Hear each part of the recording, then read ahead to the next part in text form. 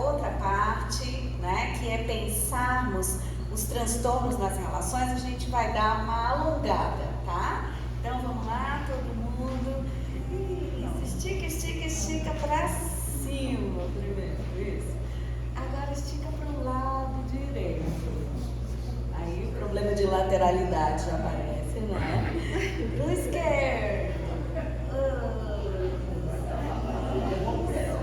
Aí a gente solta. Agora a gente vai fazer 3 respirações conscientes, né? Então a gente vai inspirar, espera um pouquinho e expira. 3 vezes, tá? Então vamos lá.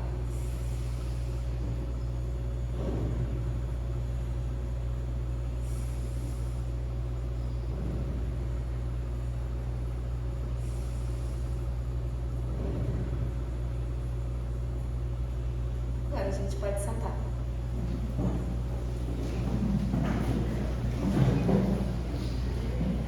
Porque junto com a mente, né, que pensa e comanda os sentimentos, existe um corpo que nem sempre é visto, valorizado, integrado, né? Então, esse pequeno exercício também nos lembra que nós somos integrais. Nós somos mente, nós somos corpo e nós somos relações, tá bom? Então, é um pouco isso, né? Então, eu comecei mexendo com esse corpo que existe como corpo e agora, então, eu vou falar das questões relacionais, né?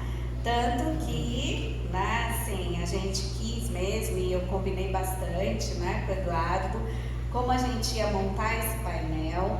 E eu pedi a ele, eu amarrei ele, tadinho, uma camisinha de força, né? Camisa de força, para que ele falasse dos transtornos. Mas é óbvio que ele tem muito mais expertise que isso. Mas eu acho que essa parte médica é muito pouco comunicada. A gente não tem Globo Repórter sobre saúde mental. As pessoas falam de regime, de bem-estar, mas não falam da mente. E aí eu pedi mesmo para a gente abrir esse mapa para além dos atendimentos, a gente falar com a igreja sobre informações que normalmente não se tem. Então ele... Já agradeço de coração ele ter cabido na camisa de força e fez isso no tempo que inclusive a gente combinou, tá? Então, bom, agora me amarrar também, né? Porque esse assunto é grande, tanto que tem aí, né? Vocês receberam um roteirinho e ele tem várias passagens bíblicas que não vai dar tempo de eu ir uma a uma, mas a tarefa de vocês é irem a elas. Porque o belíssimo, né? Eu conversei com alguém que está né, na nossa audiência e eu disse a ela que uma das principais características minhas é o amor aos estudos. Mas o meu maior amor é a Bíblia, né? Olha, vocês vejam essa Bíblia aqui, uma Bíblia de estudos conselheira da Sociedade Bíblica do Brasil, plim, plim, né, fazendo propaganda, porque ela é a Bíblia normal, né, Sociedade Bíblica, e para os 100 anos da Sociedade Bíblica, ela chamou 18 profissionais da área de saúde mental, e eu sou uma delas, né, fui pensada lá. Segundo meu filho mais novo, mãe, até na Bíblia você já se meteu, né, então, exatamente, né, essa mamãe que ama, né? Fui mensageira do rei, então eu consegui convencer a igreja a me batizar aos 7 anos, porque aos 5 e meio eu descobri que Jesus tinha morrido por mim, e o que eu fazia agora por ele? Aí meu pai, que foi quem me ensinou, né, a seguir esse Jesus, ele diz, então conte essa história até morrer. Aí, fechado, né? Então, já que eu tinha certeza disso, porque eu tinha que esperar até 11 anos para poder eu me batizar, porque eu queria ser batizada logo. E aí, eu comecei a ler olhando as palavras. E eu tinha 2 fontes para ler, a Bíblia e os contos de fada. Então eu sou uma contadora de história. E a Bíblia é tudo que eu tenho como bússola. E nela eu descubro tudo. Então eu tenho um passeio para lá e para cá. Sem teologia no meio, né? Porque aí a teologia já vai estudar grego, aramaico, não manjo, né? Fala até umas outras línguas, mas essas daí não. Mas o que eu tenho? Intimidade com a palavra, né? Vejam, são décadas e décadas e décadas desse tempo de olhar para a palavra e nela encontrar tudo. Tanto que sempre que vocês vão ver meus roteiros, o meu roteiro nasce de um texto bíblico. Olha esse de hoje. É uma fala de Jesus registrada no livro de João, que é para mim um dos meus mantras de vida. O ladrão vem somente para roubar e destruir. Eu vim para que tenham vida e a tenham em abundância. Vou repetir. O ladrão vem somente para roubar, matar e destruir. Eu vim para que tenham vida e a tenham em abundância. Então, antes da OMS dizer que saúde é diferente de enfermidade, né? É poder estar bem em vários âmbitos da vida, Jesus já nos disse isso. Mas ele não começa falando da vida abundante, vocês notaram? Ele começa a falar do que rouba essa vida abundante. Existe muito de roubo na nossa vida abundante. E então é sobre isso que nós estamos tratando nessa tarde, né? O nosso querido Eduardo apresentou o fruto do roubo, né? Roubar. E aí a gente acabou adoecendo, perdendo a vida abundante, perdendo a saúde. Mas aí eu queria rapidamente também, porque é outra palestra, né? Sobre de onde elas vêm, porque ele apresentou-as e possibilidades de tratamento. Se eu fosse aqui começar a contar de onde elas vêm, a Vero é um curso, né? De onde nasceram os nossos roubos. Mas, indo rapidamente a eles, eu citei aí para vocês, primeiro, né? Vem de nossa história humana. Então, nós que acreditamos, né, assim, na questão, né, judaico-cristã, de que temos ali o início com Deus criando, e ele criou o homem, a sua imagem o criou, né, mas deu liberdade para o homem errar, e o que o homem escolheu, errar, né? Então o roubo dali, sabe, não deu certo a primeira vez, não é isso? Ele mandou um dilúvio que era para destruir o negócio, que ele mudou de ideia. Só precisava de parzinhos para dar continuidade, porque ele amava essa criação. Mas acabou que ele precisou mandar Jesus, né? Para que naquele sacrifício vicário, né, ele trouxesse a chance de novo da vida plena, porque não teve profeta que desse conta disso. Não teve experiência humana, né? Porque o nosso povo, né, que nós seguimos na tradição judaico-cristã, eram judeus, não adiantava, né, galera? Tinha tudo, perdia tudo, chorava, vestia saco de cinza, Deus dizia, tá bom, estão perdoados. Voltavam, erravam de novo, faziam tudo errado e caíam, né? Eu vou amaldiçoar 3 gerações e não sei o que. Ok, desculpa, Senhor, tá bom, vou retirar. Erravam, faziam. Então, ou seja, a história da humanidade, ela comporta o roubo. Então, por mais que a gente se ajeite na vida, a gente vai perder o jeito, tá? Então, bate muito com o que Eduardo disse, existe um viver que ele é difícil de ser, né, regularizado, né, funcionalizado, como nós usamos. Mas isso conta, por que isso existe? Por conta da nossa humanidade. O negócio é antigo, ancestral e de sempre, tá? E não é o erro dos nossos pais e avós, não, é bem antes disso. E continuará existindo, porque a gente teve uma pandemia, a cada 100 anos nós temos uma grande tragédia pandêmica. Tivemos a gripe espanhola 100 anos atrás, tivemos uma tragédia que foi a Covid. Quem não morreu, esperou-se que fosse virar um ser humano melhorzinho. Não é isso que estamos vendo. Quem sobreviveu ficou mais arrogante, mais carne de pescoço.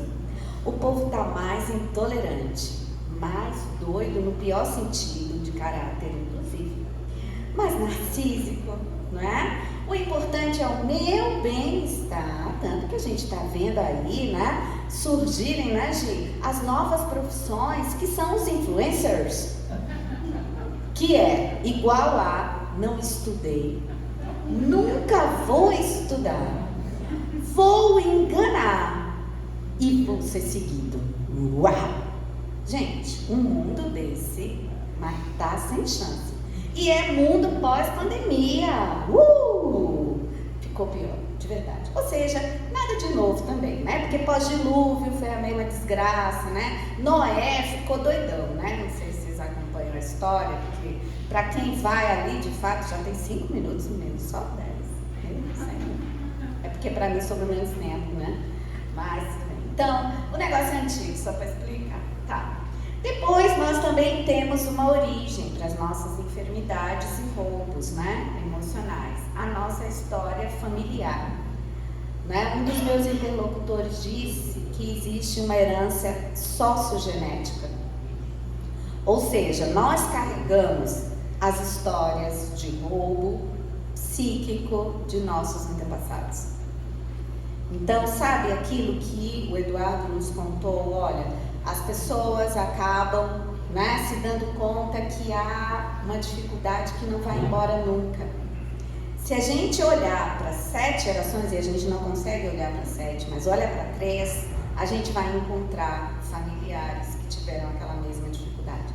Então vem na fita sociogenética parte de nossas enfermidades emocionais. E depois eu digo que também, né, Léo, nascem de nossas aprendizagens sociais. Afinal de contas, nós temos que alcançar normalmente o inatingível. Não é isso? Nós temos que ser absolutamente quem não somos. Temos que ter as habilidades, muitas vezes, que não temos. Temos que ser como estão mandando a gente ser. Então, a gente aprende a se desqualificar. A gente aprende a roubar da gente o brilho, a alegria, quem nós realmente somos. Então, isso é muito grave. Não é só a fita genética, não é só a humanidade, mas as histórias que nós aprendemos relacionalmente, muitas vezes imputam, colocam em nós roubos que não precisaríamos viver. Aí tem uma coisa que eu não posso deixar de falar hoje sobre a difícil companhia do enfermo, né? A pessoa que sofre da enfermidade mental, ela não sofre sozinha. O roubo não é para um sozinho, é para quem estiver junto. Então eu escolhi os 2 grupos, né? O enfermo mental e sua família, e depois o enfermo mental e as relações na igreja. Nesse pequeno grupo aqui, né? Então, bom, primeira coisa, a culpa que é gerada neste estado. Então, normalmente, quando algo dá errado com a vida de a primeira coisa que se pensa é o quê? O que foi que nós erramos. E principalmente, a mãe errou muito. Não é culpa da mãe? Pior que é, né? Assim, porque ela foi a primeira, ela foi a que mais ficou, mas tem que ter culpado. Então existe um desdobramento de culpas muito ruim, muito ladrão das relações. Não faz a menor diferença quem mais contribuiu ou menos contribuiu. A gente vai ter que cuidar, acolher esse que sofre. Mas a primeira coisa que acontece nas famílias é procurar o culpado. E quando a gente tem essa autocrítica, a gente vai buscando na gente, mas também é muito usual a gente procurar fora de nós. Então foi, né, o vizinho, foi o amigo da escola, enfim, é sempre alguém, mas a gente tem esse complexo de culpa aparecendo junto com os roubos de saúde emocional.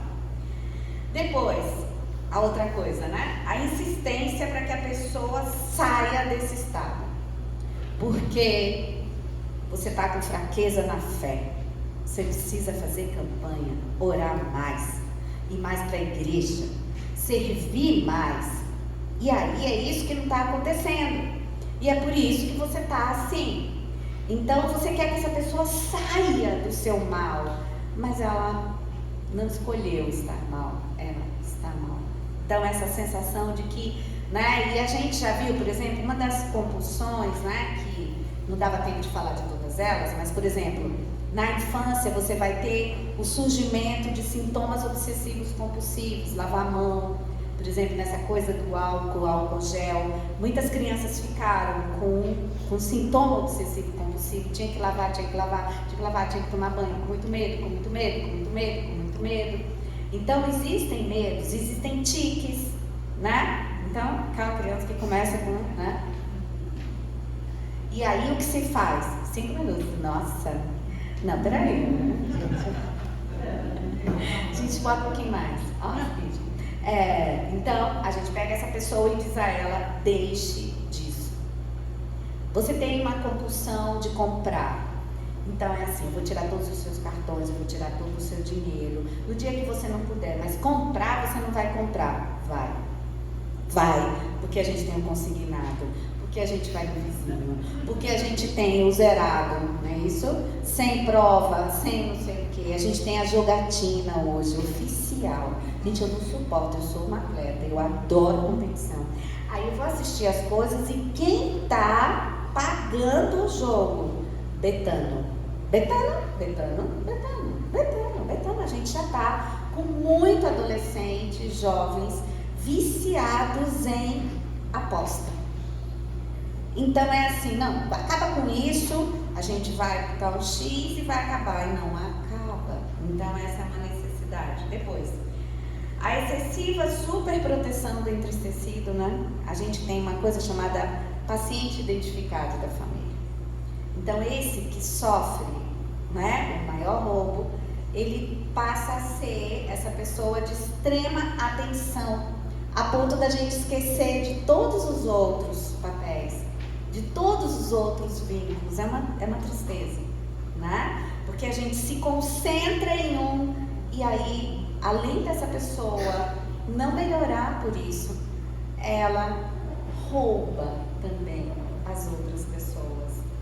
E o efeito espelho da tristeza, né? Assim, olha, a gente vai achar feio o que não é bom. Então, a gente olha para aquilo e eu queria até acordar mais feliz, mas eu acordo e fico triste quando eu olho para esse meu familiar adoecido.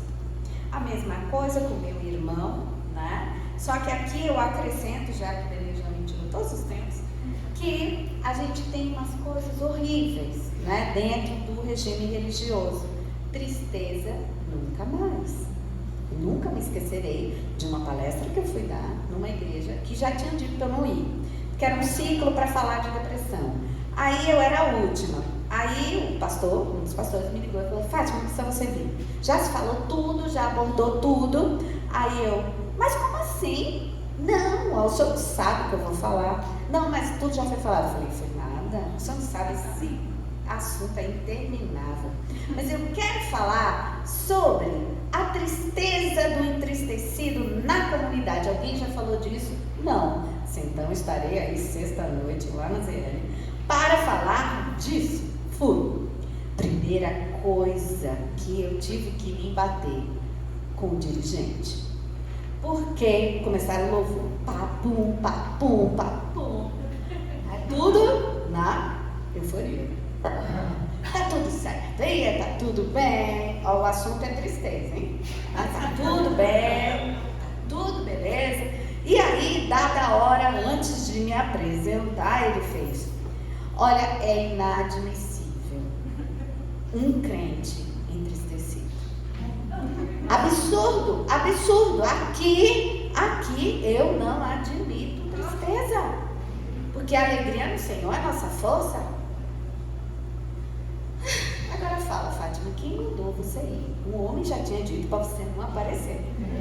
Você resolveu aparecer, agora se vire. Mas é isso, ó, quando a gente tem Ruach, que é o Espírito Santo de Deus em aramaico feminino, e é a Consoladora. Mas quando você tem ela, vai em paz, irmã, subir ali.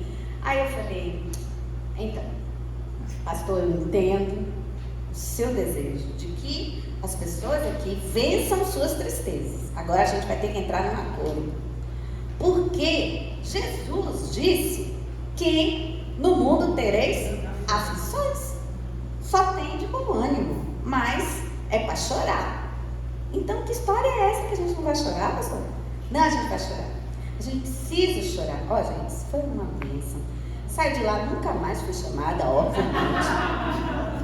Mas o tanto de gente que quando eu desço, vem me abraçar, vem dizer, você trouxe a palavra, você me libertou, você não, Senhor, Senhor, Senhor, Senhor, Senhor. Porque isso é um padrão muito rígido, né? Então a gente vai ter que lutar com isso também. A lei da receitinha do irmão, né?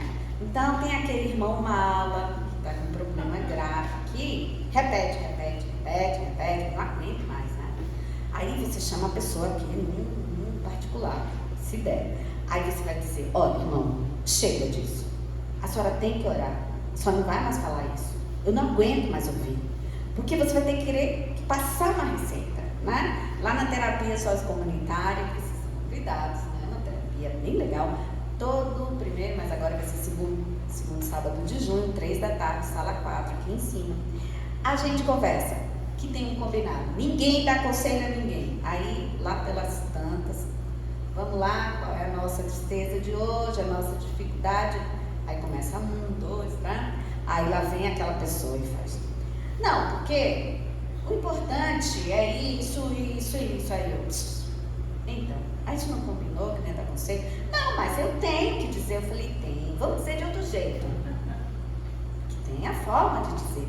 Eu passei por algo parecido.